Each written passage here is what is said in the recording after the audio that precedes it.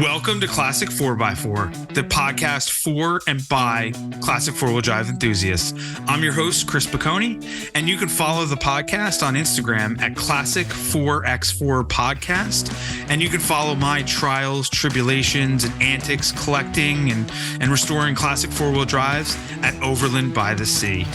Today's guest is an absolutely fun guest that has a lot of knowledge in an area that I don't have a lot of knowledge in, and that's the Squarebodies, the C's, and the K's. So I'd like to introduce Robbie Purser from United by Trucks. Robbie, thanks for joining us today. Thanks for having me on. I'm happy to be here.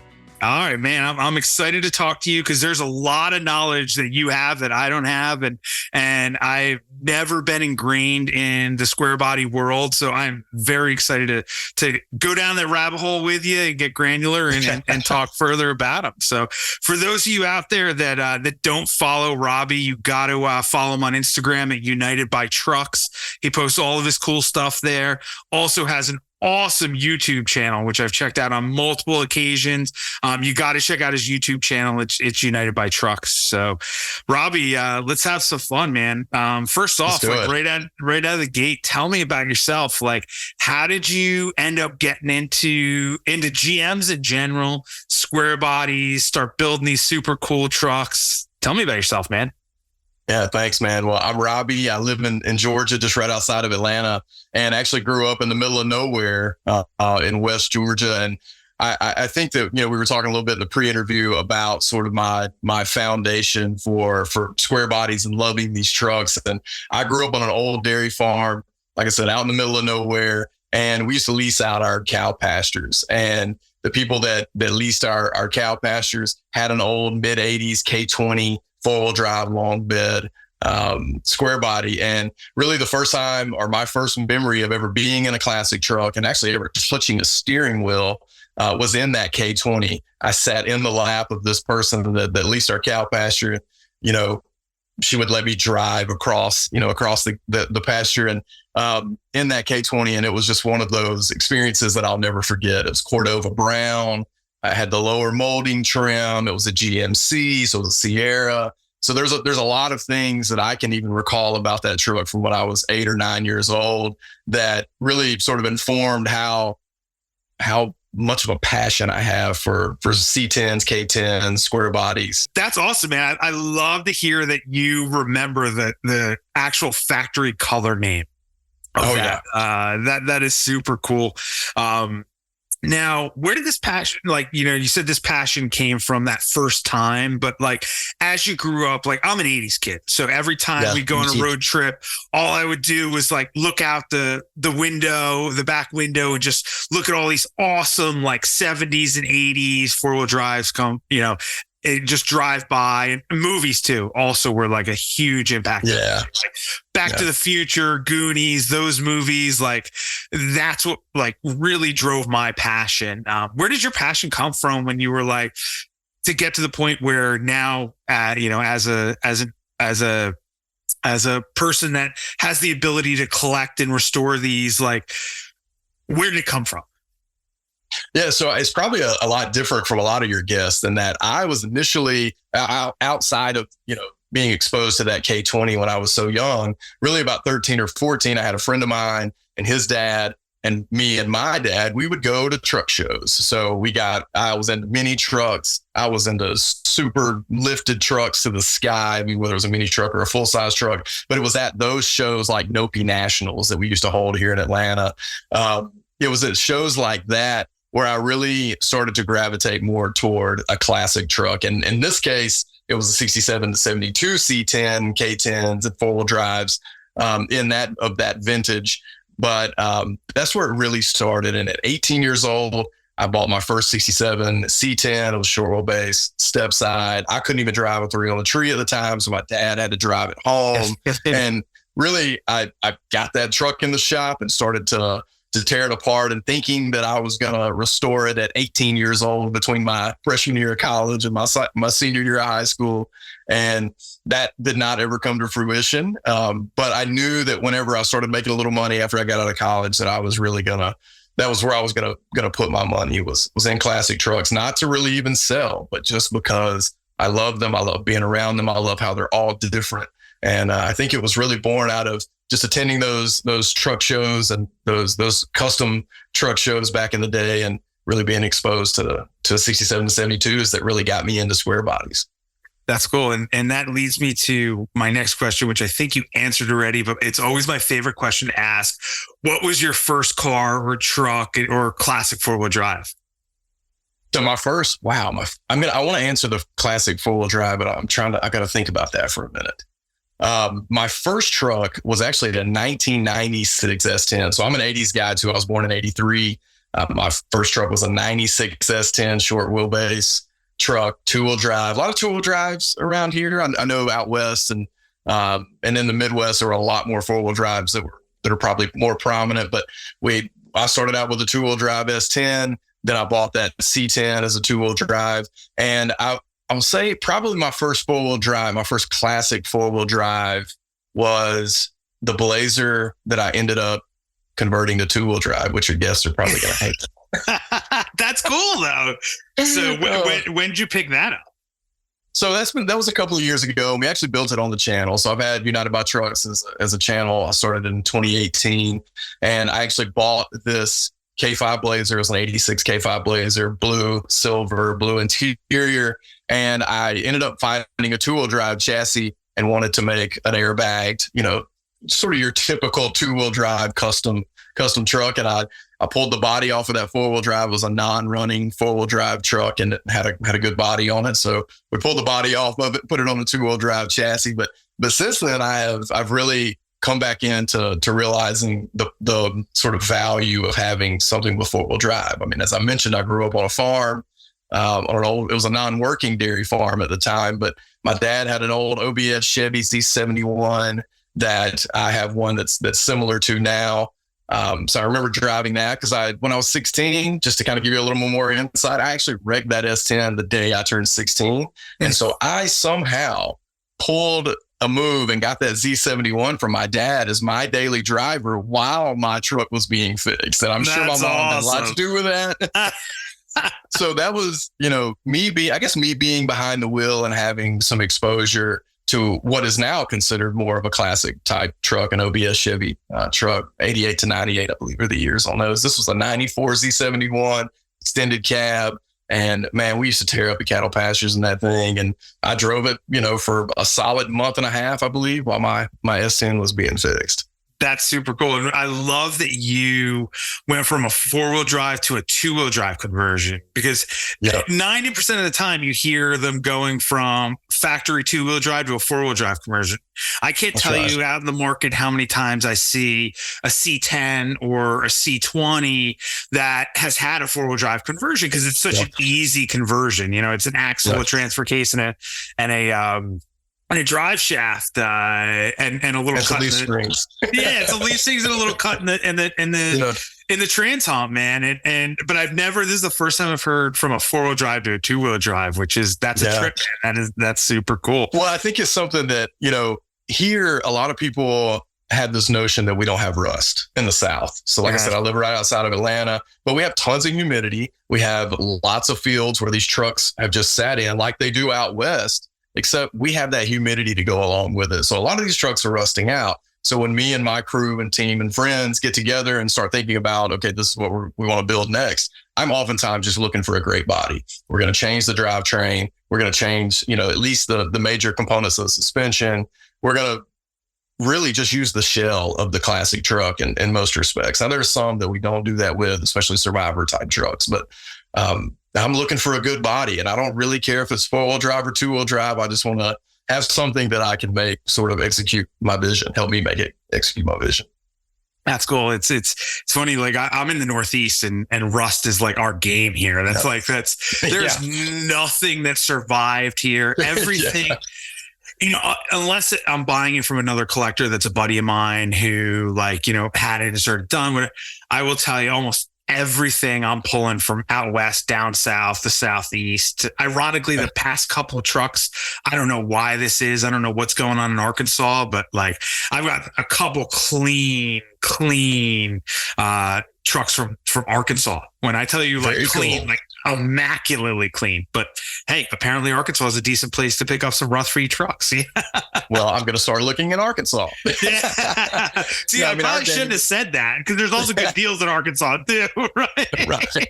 Yeah, a lot of our game, especially for those who are in the South looking for rust-free trucks, if you're not willing to pay for the rust repair, do the rust repair on your own, which I'm a nut and bolt guy, I should say. I'm not a fabricator. I can't weld. I'm really a nut and bolt kind of guy, and have friends who help me out with some of those more advanced skills and things we're trying to achieve. But we look to the West a lot. We look to the Southwest a lot, the Arizonas, the Californias, Nevadas, to try to get that sunburnt patina look, which is really what I'm into. I'm into OG paint that has sort of that patina look, and there's no better place to get it than out that way. Though I must say, the latest square body we did build, I actually pulled out of Mississippi, and it has some of the best surface rust patina I've ever seen.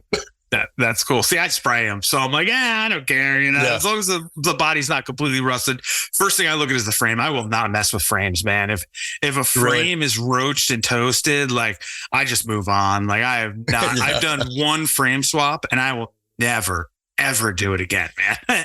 And that was just on a Jeep, man. And Jeeps are easy. You pull the tub off. You could buy Throttle Down Customs has the frames. They're out there. They're plentiful. Like, they're not that expensive. It's a relatively easy swap, but I will tell you, I will never do it ever, ever, ever again. Well, I think it's something, and people can go watch these on our channel. It's something that we do a lot. We pull the bodies off a lot. And I understand, especially in the 4x4 space, you want to start with a clean frame, a clean chassis, as clean as you can get it. But we end up pulling bodies off and beds off and front clips just pretty regularly. I mean, even, with the Blazer, you got to pull the whole tub, top, front clip, all that. So we end up taking them from frame up for the most part. Not to say that we do them in a way where we're powder coating the chassis all the time. These aren't, 6-figure or multi-6-figure trucks me and my friends are building drivers. We're building trucks that we can get across the country in. We're building trucks that you can throw some wood in the back of, or throw some gravel or some dirt in the back of, even our 2-wheel drives, and not worry about it. So that's really our mission is find the best original paint body that we can, and really outfit it where it can be driven a long way. That's fun, man. Speaking of the trucks, what do you got in the collection? Like, what do you have? I call it like the stable or the inventory right now. What's in the collection? I know you have a pretty deep one, and there's a lot of 2-wheel drives, there's a lot of 4-wheel drives. Just run us from top to bottom. Oh my gosh, I probably can't recall them all, even though I'm actually uploading a project update video right over here right now, and actually talking about a few we're gonna sell, so we can focus on some more of the projects that need immediate attention. Because that's another thing about me, is I really don't sell them. This is really what I do, what I enjoy. I like surrounding myself with all these different types of trucks. But I would say, I've got an 89 crew cab single rear wheel K30 that I really, really, really love. I want to do a Duramax swap on it and actually have an LBZ to go in it. That was an old Forest Service truck that you can go watch the video of us bringing, taking a look at it and then bringing it back to Georgia. Bought it out of Texas from a friend of mine named Tony Key. I've actually got some Wagoneers. I own 3 Wagoneers that I'm really jazzed about. Yeah. That's my game right there. I know. And I'm sure I don't know nearly as much as you know about them, but I do love Wagoneers. Let's talk about the Wagoneers. What years are the Wagoneers? I'll talk about them all day long. They're 86s. All 3 of them are 86s. Mm-hmm. So they're not like the uber desirable ones, but I've got an original one, white, with 87,000 miles. I've got one that's got a 4-inch lift with, some Detroit steel wheels, some 18-inch Detroit steel wheels, and factory type hubcaps. It's been painted on before to kind of look like an earlier model Wagoneer. And then I've got one that's just a full restoration candidate. It's all there, but needs everything kind of thing. So I'm going to sell one of them and end up putting some money into the other one to really make it something cool. I want to put that little R2.8 Cummins in one of them and just, see how that works out. That's a great swap, man. A lot of the Land Rover guys are doing the 2.8R Cummins swaps, because it's just an easy ton of power out of that 4-cylinder. It's a cool swap, man. Yeah, I think it would fit well in the engine bay of a Wagoneer. I mean, they've got pretty big engine bays, I would say. So I think it'd fit well in there. And the story about Wagoneers, my granddad was a cattle farmer and a builder, and he had an 80, I want to say it was an 86 or 87, but it was burgundy on the outside, burgundy guts. And just, I remember sitting in the cow pasture, probably around that same 8, 9, 10-year-old time frame. And my granddad and his business partner get out to go check cows. I'm sitting in the Wagoneer dead in the middle of this, 50-acre cattle pasture, and all the cows come up and just start rocking it. And I'm, at this time, I'm just terrified of animals, or, I have no idea what's happening. I'm not so terrified of animals, but these cows are 2,000 pounds, and I'm sitting in this Wagoneer and this thing's just rocking me. But I remember thinking, wow, this thing's super useful. Like, this is like an SUV. It's really nice. But we can get anywhere we need to go in this thing. Like, we're out in muddy cow pastures and doing stuff like that. So I really had I grew an appreciation for Wagoneers out of my granddad having one back in the 80s and me being a kid and being scared of cows in it. That's fun, man. What else? So what else you got? We talked about the crew cab K20. Did you convert that to a two-wheel drive? Or No. It's actually a K30, or it's a V3500. I should be correct. So it's an 89 V3500, but it's Forest Service green. It's crew cab. It's Dana 60 up front, all factory. It's not a conversion at all. So what else do I have? I have the 94 OBS Chevy truck. That is an extended cab sort of version like my dad's was. It's a K2500 light duty. I mentioned it because we are starting to consider those more classic now, the OBS Chevys from 88 to 98. I've got another K5 Blazer that I've done nothing with, a full-blown project that's all still in its original state, essentially. For the Ford guys, I've got a unibody, even though it's not four-wheel drive, it's a two-wheel drive unibody. I've got multiple two-wheel drive square bodies. I've got a K35 1-ton GMC 78 Pathfinder van. So it's a 1-ton frame, and it was the sanctioned four-wheel drive conversions, from Pathfinder. So even though it's a 1-ton van, they only did Dana 44s up front, but it's got a Dana 44 and a 8-lug 14-bolt rear end. So it's a pretty cool piece. It's Cordova brown, just like that is super cool, man. In the van, how many passengers is the van? Well, it's this van has a high top conversion on it, no seats in the back, cargo sliding door, and just 2 seats up front. That is awesome, man. That is super cool. It's the perfect sort of overlanding type rig, which I'm interested in, and that's why I bought it. I haven't done anything with it yet, but what's funny is it's actually Cordova brown, like the very first truck that I ever drove, that K20. That's cool. I'm trying to think of what else. I have double digits, and they're all in various stages, so it's hard for me to remember them all. But what else? You brought up something pretty cool, though. I'm sorry, what was the 68? I've got 2 68 GMCs. The original flagship truck for the channel is a 2-wheel drive 68 GMC. It's a light green truck that we've airbagged and LS swapped and kind of done that sort of recipe on. But the other 68 GMC I have is a long bed GMC, and it's a C10 or C15 as GMC called them, but it's a 2-wheel drive truck. But I've actually found a factory 67 K10 chassis, so it'll be all half-ton stuff.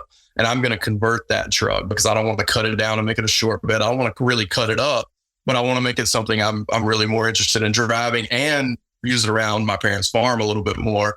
So I'm actually going to convert it from 2-wheel drive to 4-wheel drive, but I'm doing it in a way where I'm just swapping the whole body over onto a chassis that I'm going to be redoing.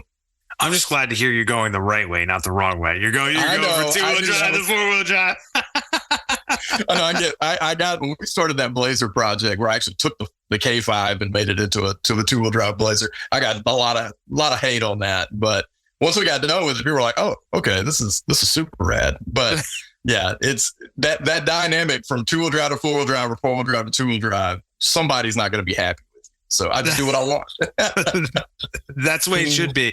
Hey, you build them the way you want them. It's your money, your time, right? As long as it puts a smile on your face, it's all that matters. That's right. You brought up something fun though, and when we think of OBS, we think of it's all the Ford guys. The 7.3s.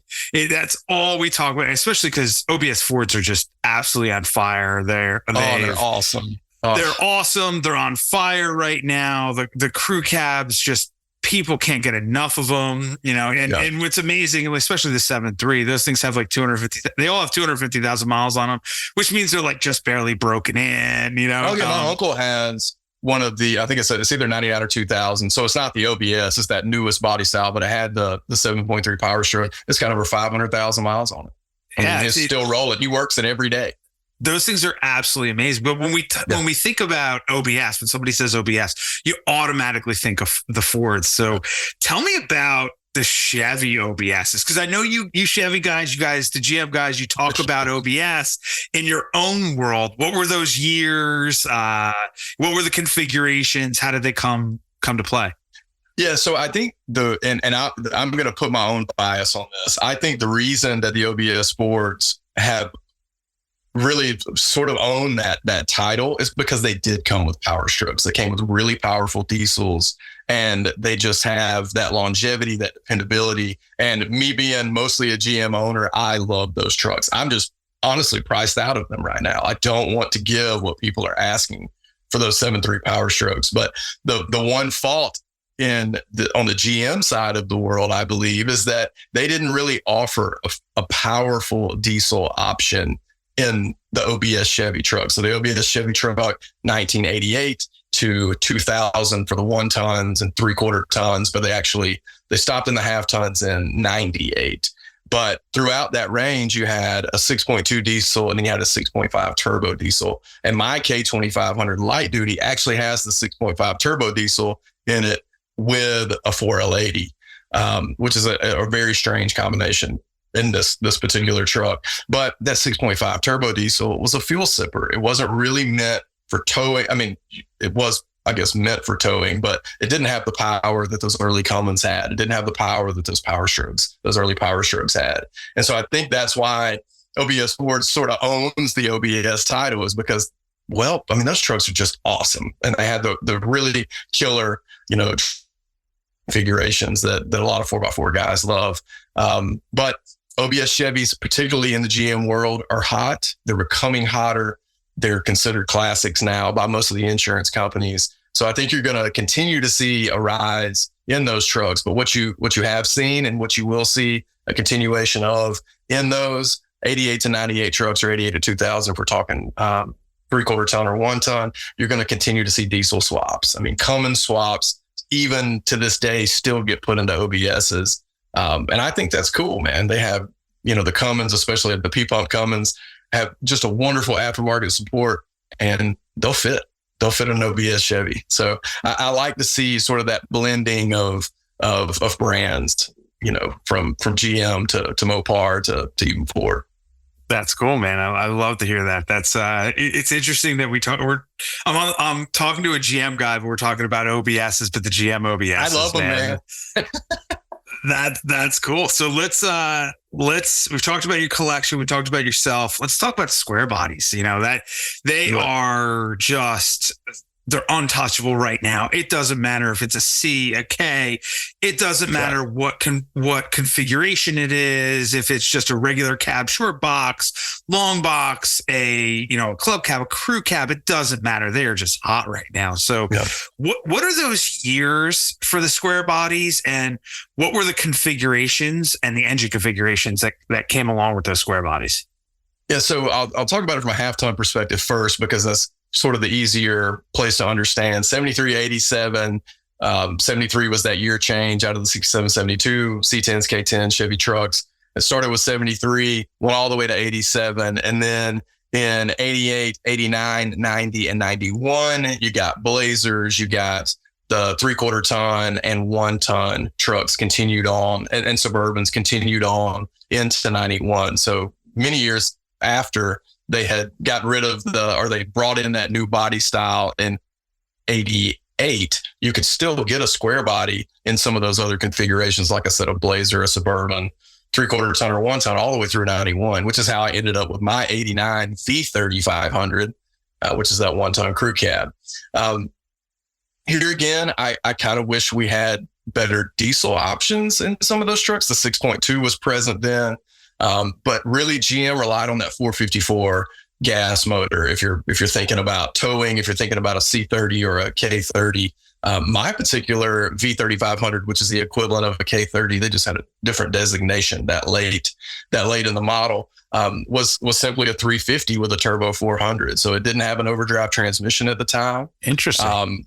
And it was a government vehicle. They literally just needed to have a little bit of grunt to get through the woods, but they didn't need all the torque that a 454 would have had. And I think they were easier and less expensive to purchase, obviously, if you're looking at it from a fleet perspective.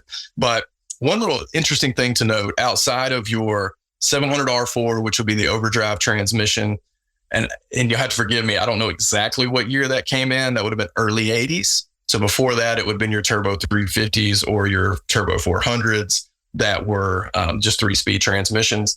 But in 91, that was the first year they put a 4L80 in any of those trucks. And so, or Suburbans or Blazers. And that 4L80 is what a lot of 4x4 guys love. I actually just put one in a C10, and I'm going to put one in a 4-wheel drive project we're working on as well. But that was the electronically shifted, computer controlled 4L80 that was 4-speed. So it had the overdrive in it. So those 91 Suburbans and V3500s, those are really desirable square bodies, especially if you're a 4x4 guy.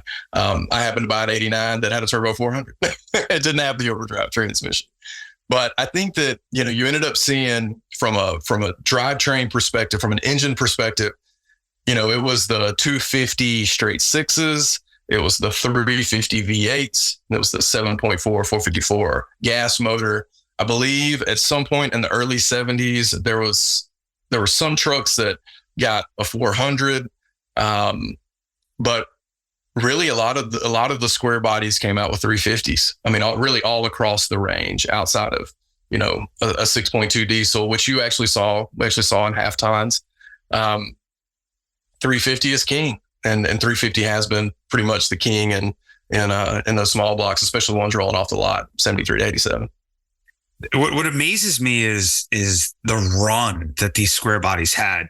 That's 73 like to 87. years. It's a 14-year run, man. Like, hey, don't get me wrong. Manufacturers always did longer runs back in the day, right? No question. It's not like, today where the average run is 3 to 5 years for anything. Right. But a 14-year run is a long run for those square bodies. But yeah, and then tacking on another 3 years in specific models, or specific makeups. So it's insane. I mean, it really is insane. Yeah, I mean, you look at the Jeeps, the SJs had like an insane run from the 60s to the 80s, right? I mean, that is borderline psychotic, but for something that is that modern to have that long of a run is absolutely amazing. I didn't realize that 73 to 87 was the run of the square bodies, but with the square bodies, out of the 73 to 87s, you always see the C's. You see tons of C's, but you don't see a ton of K's. Do you, off the top of your head, and obviously you probably don't have this, but off the top of your head, what do you think that percentage was? It has to be way lopsided between the C's and the K's in that run. Oh, I would say it's definitely lopsided. I'm leery to throw out a percentage. I really don't know. I would say that it's definitely more than double in the C's, and we're talking millions of those square bodies that were produced during that time frame. I think that's what makes the K trucks. I know that's what makes the K trucks just have that much more appeal and that much more sort of aura around them, is that they made less. A lot of them were designed to be worked on the farm. A lot of them rusted out, beat up so bad they were scrapped.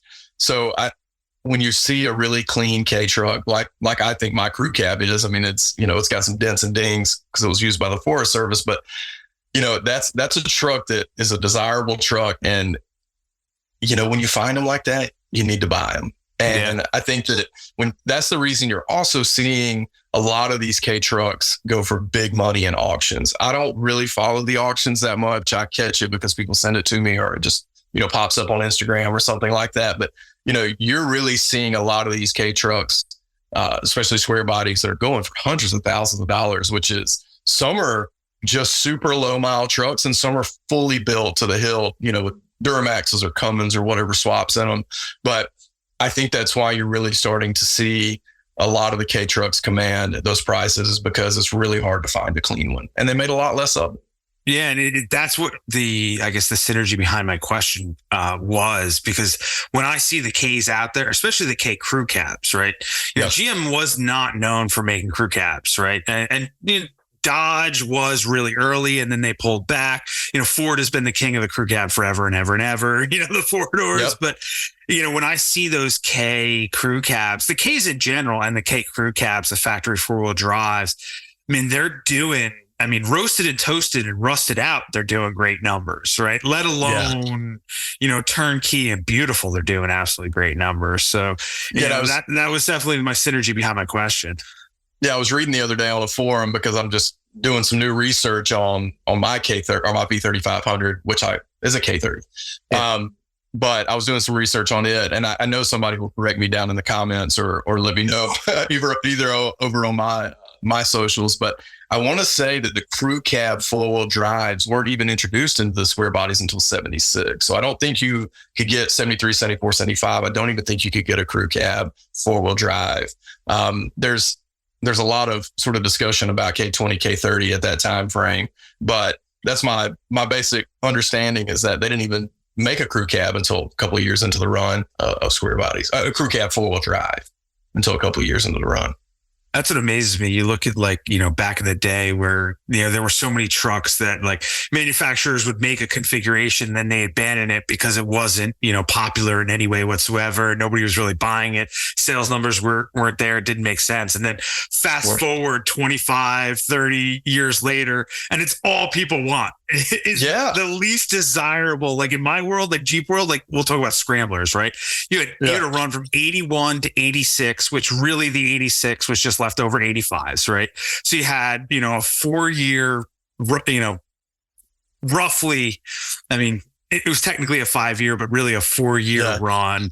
And man, those things are the holy grail out there. But back in the 80s, nobody ever even wanted them. Yeah, nobody cared. Yeah. Well, it goes back to my point about them being implements, them being for service, whether it's by the Forest Service or whether it's by my dad in a cattle pasture, or my granddad in a cattle pasture, or, somebody using them for Bell South for utilities and that sort of thing. Those trucks were used to get a couple of people around and not get stuck when they were on the side of the road doing X, Y, or Z, because it was muddy.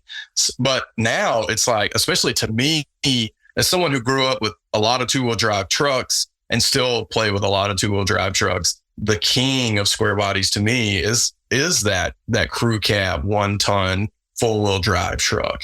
And thankfully I found one that I'm just in love with, but they're very few and far between. The ones you see today, they're either exorbitant amounts of money because they're original, or they've been modified, or they're just hardly even able to put back on the road, kind of thing. And they're, in square body world, you can almost build a truck without even having a truck. You can really buy the aftermarket parts. That's not really something I'm into as much. We do have to use aftermarket parts for rockers and corners and stuff like that when we're fixing rusty trucks, but you can just about build one from aftermarket parts. And I do think that's the beauty of the aftermarket industry, and that's the beauty of the square body aftermarket industry.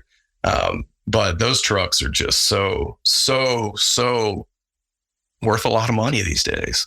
Hey, you don't need to tell me about that. I come from the Jeep community where all we need is a VIN plate and a title. That's right. We can build those things from ground up. You can buy the tubs, the frames, you don't even need, you literally need a VIN plate and a title. That's it. We can build a Jeep from ground up.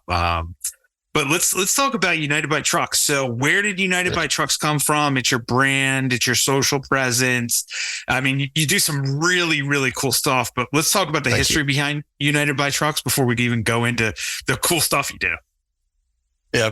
So United by Trucks was just born out of, and like I said, it was born in 2018, the end of 2018. And it was born out of me actually just doing research on a new truck.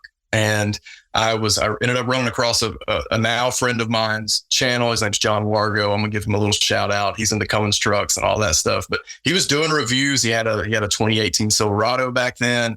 That was going to be my first new truck purchase. And so I was just digging around on YouTube like everybody else does and just looking at reviews and trying to make sure I was making the best decision. Ran across his channel and got to thinking, I love his production. I love how he communicates. I like, this sort of hold the camera, talk into it, but then turn the camera around and get good B-roll, get good creative type, shots that are appealing to watch. And I just thought, I wonder if people care about what we do in the classic truck space, on YouTube.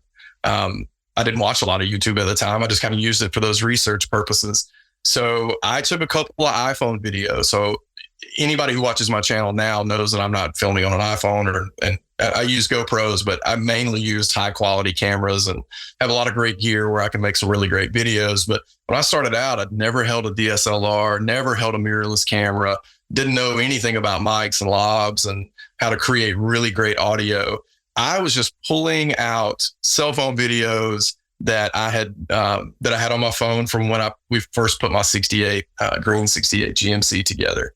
And those are the first couple of videos, and they're awful. I mean, they're really bad. but at the time, they were awesome. You loved them. I got so inspired and thought, let me just see if any of these videos will do anything. And it turns out there wasn't a lot of people. There are a lot more people doing classic truck stuff on YouTube now, but there weren't a lot of people who had really niched down and were doing like C10s, K10s, or just really even classic trucks in general.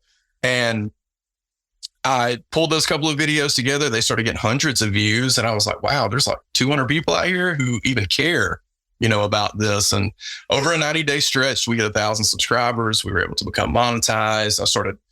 Actually changed the name of the channel. The channel didn't start out as that, as United by Trucks. It actually started out as Whitlock Garage. Whitlock is the type of area, or is the name of the area I live in.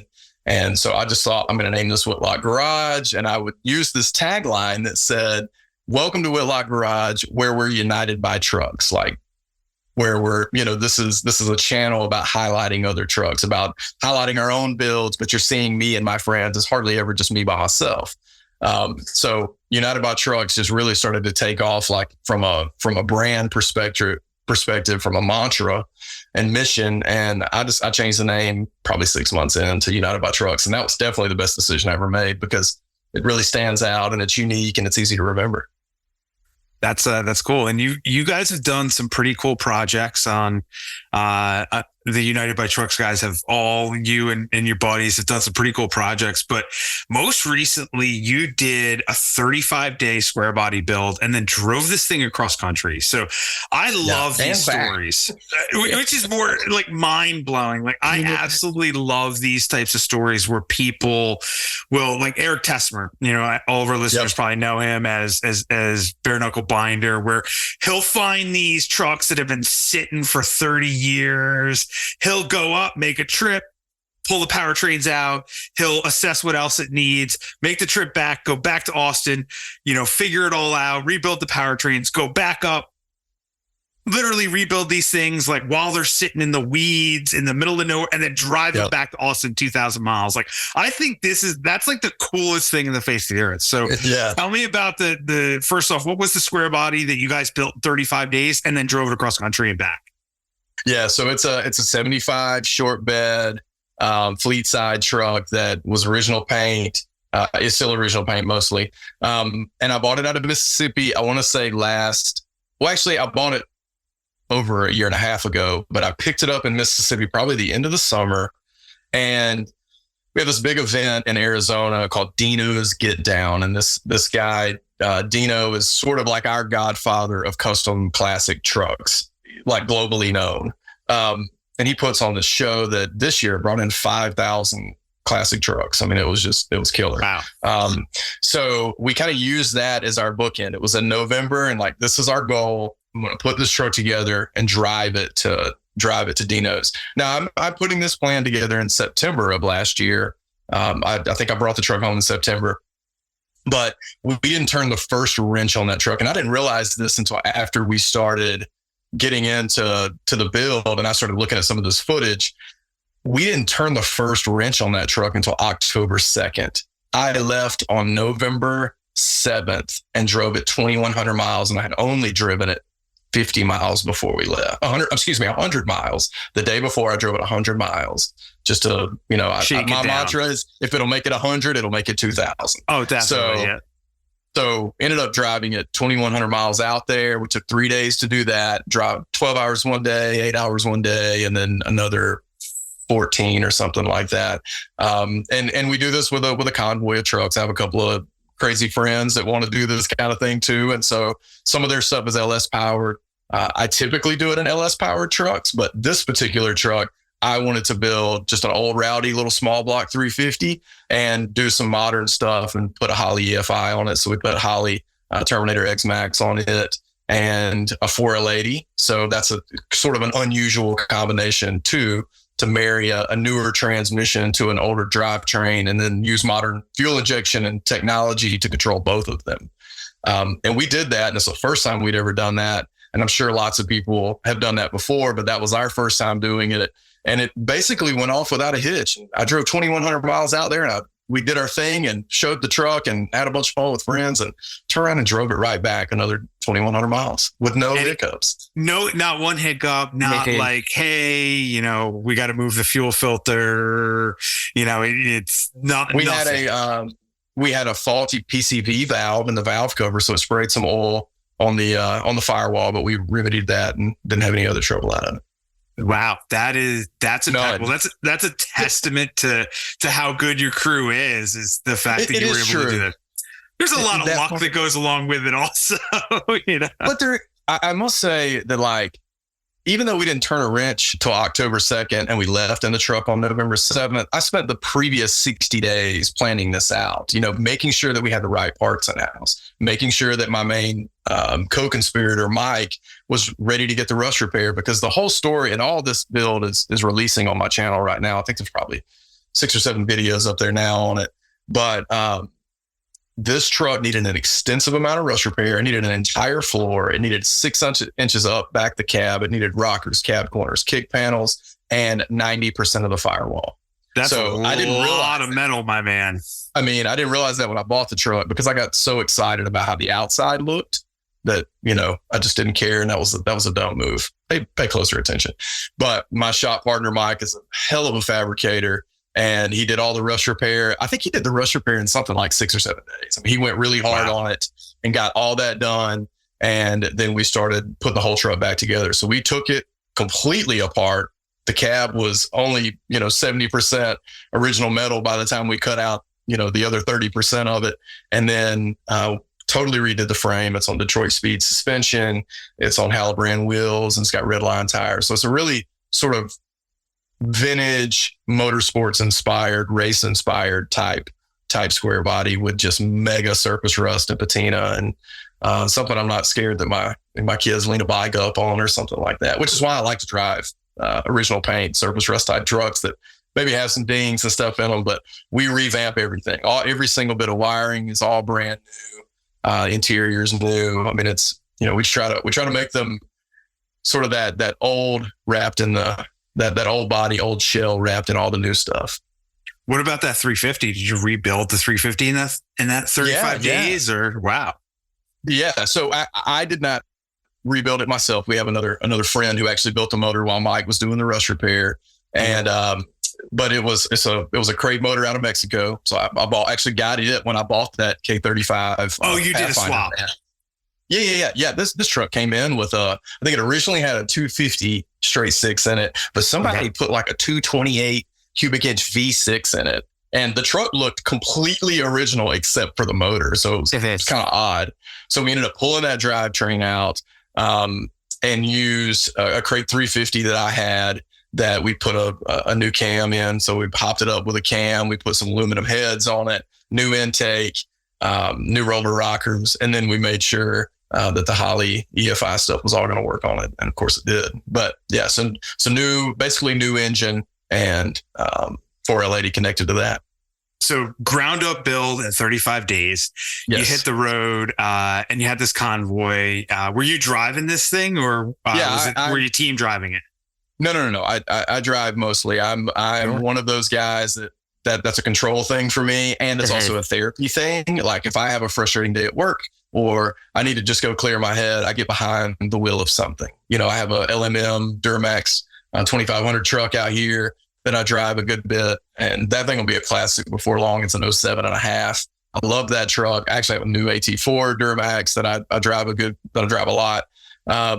But I'll get behind the wheel of something and go drive. And that's my therapy. So these trips, I will be filming and driving. I don't necessarily recommend that, but I'll be filming the trip and driving. And I always have somebody who's riding shotgun. It's typically my buddy Rocky, and he films also. And, you know, we don't push ourselves in a way where it becomes unsafe, but, you know, I drive and we'll drive 14 hours a day. I mean, these trucks are really built to be driven. That's cool. And I'm the exact same way, man. I can sit behind the wheel for 10, 12, 14 hours and not, for me, it's therapeutic. I know people hate driving, but for me, I'm the same way. It's therapeutic. So you're totally. You got a crew of guys running across country, right? There's gotta be some type of shenanigans, right? When you stop, you stop one night, there's gotta be some type of shenanigans. Like every trip like that has some hallmark moment where you're like, that's amazing. Like, I can't believe that happened. I love that. Absolutely. What was that hallmark moment on that trip? I'm trying to think. So, and can you even talk about it? Yeah. I mean, the thing about building trucks to drive them and that being your mission all from like the get-go, it actually does really work in most instances, work out the way it should, and that you don't have a lot of breakdowns. You don't have a lot of things that happen.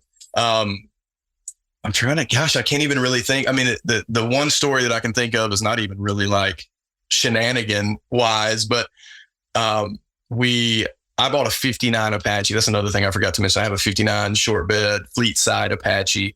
I have a 63 short bed from up in Illinois, but bought a 59 Apache out in Oregon. And I don't like to fly. I'm a driver. So, but I needed to figure out how to get 31 hours away and still be able to, you know, do all this within a time frame. So I ended up having to make a flight out to Boise, Idaho. And yeah, it was Boise, Idaho. So we flew into Boise. The truck was just across the line in Oregon. So this is all in Josh Human's area. Like, this is how I know Josh. I went and filmed him, you know, out there. I filmed Merle while I was out there. That's on our channel. Josh is, no pun intended, a great human. he is awesome. He was an episode 1 guest and a guy that I actually still talk to multiple times a week, you know, because he's that awesome. He's so great. But so I talked to him a lot about this. I didn't buy this truck from him, but in thinking about how it's going to get that 59 Apache back, I was thinking, what can I tow it back with? Because it wasn't drivable, just for the body. And ended up finding a 1976 K20, which is a 3/4 ton Suburban out there. And the K trucks, I'm sure a lot of people know this, but they're a lot less expensive out west, and particularly in the Pacific Northwest, I found, than they are here. And probably because there were more of them on that side of the country that were used out, you know, in those big expanses and big fields. And so ended up finding this K20 Suburban for, you know, not a lot of money, couple $1,000, and it's running and driving. The drive works. I had a MP203 in it that was full-time, full drive, but it had already been converted to part-time. I knew we'd be coming back on I-80 through Wyoming and that area where it was going to be really snowy. This was in December of 21. So end of 21.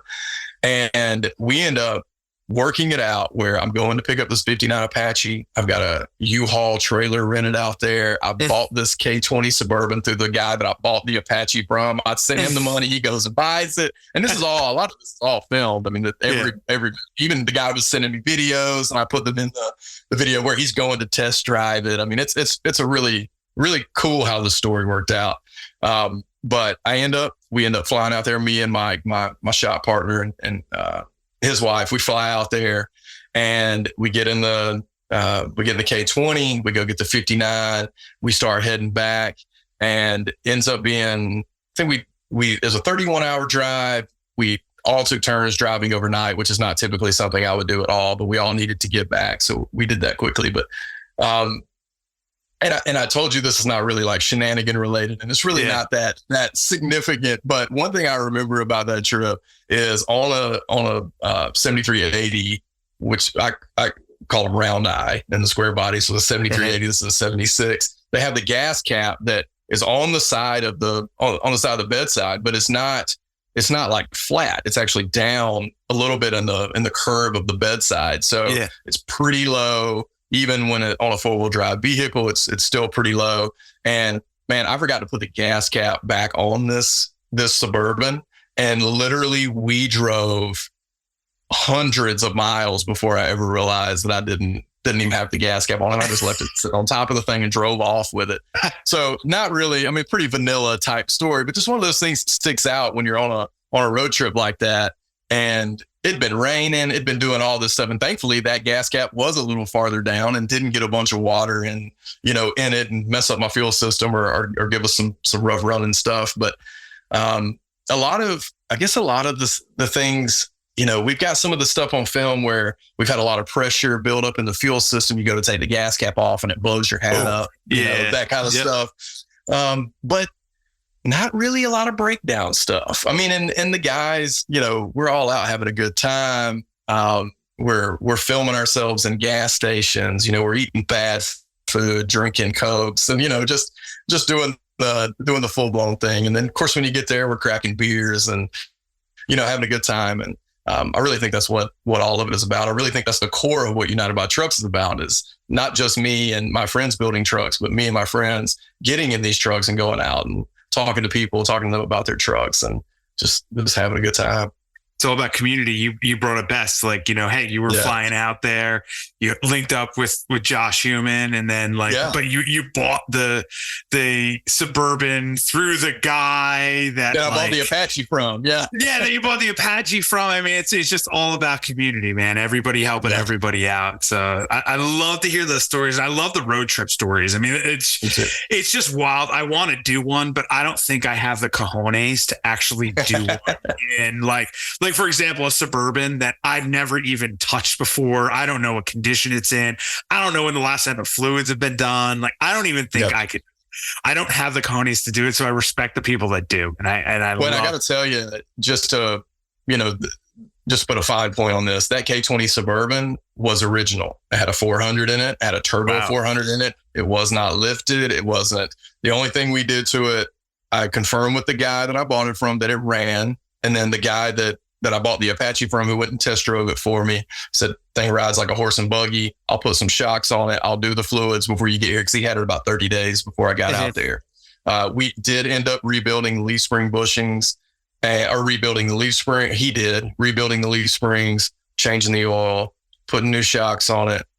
And then we got in it and drove it home. And I paid $4,000 for it. I'll tell you, it's not, it was original paint. Seats are tore up, but everything worked, and it got us home 31 hours. That trip was something over 2,000 miles, and it was pulling that 59 Apache, and it never showed any signs of weakness. And it's still driving around today. Like, we still have it. It still runs, and you can go out there and fire it up and go. That's awesome, man. It's all about having a good soul, right? So that truck had a good soul. I'm a firm believer that, there are trucks and classics that have good souls and bad souls, man. And when you get one with a good soul, you just got to keep it. Like, I just bought a J10 again out of Arkansas, right? That's a truck I would love to have. I bought a J10 out of Arkansas. Oh man, this thing was clean. It lived in Texas beforehand, but this thing is clean as can be. And I have to tell you, talk about, and it's got 65,000 original miles, which is even more amazing. All documented. It's there. That's awesome. And this thing has an amazing soul. It has, this thing runs like a champion. Everything works. Nothing's been messed with. Nobody's been in there. Yep. Nobody's played me. And it's just got a good soul. And that's one of those ones that I will have trouble when I run out of room, because I don't really sell them. It's like, that's the same way. I sell them purely when I run out of room or I stop playing with them. I'm like a big little kid. Like, if I'm not driving it anymore, I want somebody else to drive it. Right. Yes. If I run out of room and I need more room, I'll pass them on down the line to the next caretaker. But when they have good souls, man, it's tough to get rid of them because when they're so good to you, why would you want to get rid of it? You know, you never want to do it wrong. Yeah. It's yeah, I'm actually I was just going to say, I'm actually for the first time selling off a couple of projects, just because over the last couple of years, you know, somebody would send a truck and I'd buy it and say, I'm going to put that up, do something with it. So once I started getting into the double digits of owning, you know, multiple projects, finishing trucks, I mean, I can't drive them all. So I've kind of had to come to terms that I probably do need to let a few go. I've got storage bills, you know, that are coming from multiple different places, not even just one. And I need to shed a few. So I'm kind of going through that now, and I'm not real happy about it, but it's one of those things that, you know, you got to be an adult and make some good decisions. So I stopped a long time ago buying projects unless I knew I could get it done and move and get it through the process. Because when they just sit around, it sits around for a month, 2 months, which turns into a year, 2 years, and you're just not doing anybody justice. True. The only time I'll buy a project, unless it's something that's turnkey and it's like a no-brainer, but I will not buy a project anymore unless I know, okay, I have the space for it. Right. I have everything lined up. I'm ready to roll. And I know I can have this thing in the garage, in the collection, painted, powertrain redone, interior redone in a few months, you know. But that's what we did on that 35-day Squarebody. It ended up being something that I didn't have to go pick up at the time when I bought it. The guy was just cool with it staying, which happens a lot.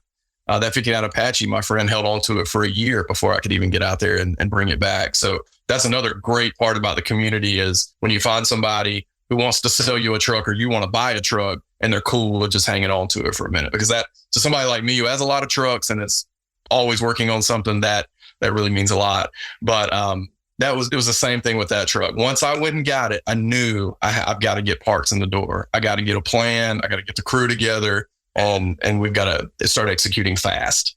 And it made it that while that can make it super tense, super tiring, you know, fatigue that comes along with all that stuff is over the moon when you're trying to build a whole truck in that short amount of time. But man, the end product is so cool. It's just so cool having that kind of reward and knowing that you and your buddies built something awesome that you can rely on. I mean, 35 days is absolutely insane. I'm envious. It's almost unbelievable, but I mean, that is absolutely insane. That is super cool. You know, as we start to kind of wind down and get to the end here, I have to ask you, because you have a lot of trucks in your collection. You've had a lot of trucks. What's the one you'll never get rid of that has that great soul that, like, you know, will always have a space in your heart and a space in your garage? Yeah, so I can't answer just one, but I'm gonna do one from the 2-wheel drive and one from the 4-wheel drive side. Cool. So my 2-wheel drive would be my flagship truck. We call it Teddy, but it's a green a 503 light green 1968 GMC short bed fleet side truck that's on airbags and some cool steel wheels and has an LS drivetrain. It still actually has a lot of rust through in it that needs to be repaired, but I've probably put 30,000 miles on that truck. I've driven it out west before. I drive it to Texas multiple times a year. That is the truck that just really started it all for me. It's the same truck that I built with me and my friends built 5 months before I started the channel. And it's the very first videos that you see on the channel are those clips of that truck that I just filmed on my cell phone, sort of pieced together and just tried to see if anybody cared about it. So that's something I won't ever get rid of. It's a truck that's actually made up of, even though it's original paint, the whole truck is original paint. It's actually made up of like 4 different trucks.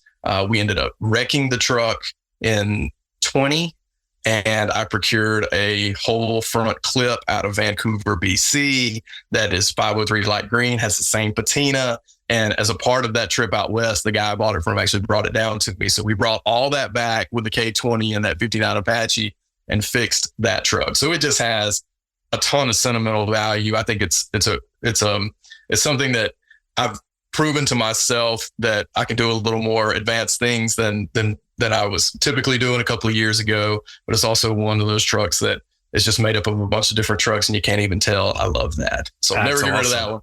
And then my V3500, I call it Smokey. It was a Forest Service truck. Obviously, that's why I call it Smokey. But it's the one gonna do. We're gonna do the LBZ Duramax swap in. And I can't decide if I want to do an Allison 1000 because it's already an automatic truck, or if I want to do an NB 4500. A lot of your viewers will probably tell me to do the NB 4500 because that just seems to be a really cool, it's popular. Yeah, and there's longevity there. Those transmissions are built to last, and so I haven't quite decided what I want to do there. But it's Forest Service green, but it is identical to 503 light green, which is that earlier 60s color. So my 68 GMC and this 89 V3500 are technically basically the same color. They look identical. So it's just one of those trucks that I wanted for a long time. Never really, you'd see one riding around in my town or out in the farms in my town when I was growing up. And at that time, as a kid, I didn't even know what it was because I always saw Squarebodies as regular cab, mostly 2-wheel drive, sometimes long bed 4-wheel drive. But that you see a truck, a crew cab, 1-ton 4-wheel drive truck coming down the road, and it's something special. And I still look at this truck, even though I own it now. I look at it that way. I'm like, this is a really special truck. I'm going to hold on to it. That's cool. So the last question and the parting question will be the follow-up to that. What's the one that you were so happy to see leave the garage on a trailer, somebody drive it away? You were like, I love this day because that bane of my existence truck is gone. Well, I'm gonna break some news here because I haven't caught everybody up on the channel. But that Blazer that was 4-wheel drive, we converted to 2-wheel drive. That was our first full project on the channel, and most might think that would be the one that had all the sentimental attachment, or that would be the one that I'd really wanted to keep. But I actually traded it away for a Duramax truck that I use every single day. I wasn't driving that Blazer a lot, and I was really happy to see it go, and I don't miss it. It's one of those that it did everything I asked it to do, but it was a little bit later model. So we look at Squarebodies as 73, 80. Those are the round eyes, and then 81 to 87 are the slope nose. So it was a slope nose. In my view, the round eyes look better. So I think that had a little bit to do with it. It was a later model Squarebody. So I was really happy to see it go, and to get something that, that really provides me a lot of daily use is really cool, and that will one day be a classic and be a desired truck as well. So that's I'm glad you got rid of that. I'm glad you got rid of it. I'm glad you got rid of it because it was a 2-wheel drive conversion, a 4-wheel drive to 2-wheel drive conversion. Yeah, the guy that has it now is a friend of mine, and he loves it. And I'm most proud of that he's happy with it, especially since it, is something that we built on the channel and has a pretty big connection to us. That's cool. That's fun. Well, hey man, Robbie, I can't thank you enough for the time, your participation, and being on the Classic 4x4 podcast. You brought some cool things to light today. For all of our listeners out there that don't follow Robbie, you have to follow him on Instagram at United by Trucks. Check out his YouTube channel. We talked about a lot of the cool stuff that they do. That was just a little snippet. You got to check out all of his episodes on YouTube because they do a lot. Him and his buddies do a lot of really cool stuff. So follow him, subscribe, and Robbie, thank you so much. I told you Robbie's Squarebody builds were wild. Don't forget to check out United by Trucks online and also follow him on Instagram. Stay tuned for our next episode with Dakota Black from SD33 Garage. We get to talk about the elusive Nissan Diesel SD33 engines and also his rare Jeep CJ10 collection that they power.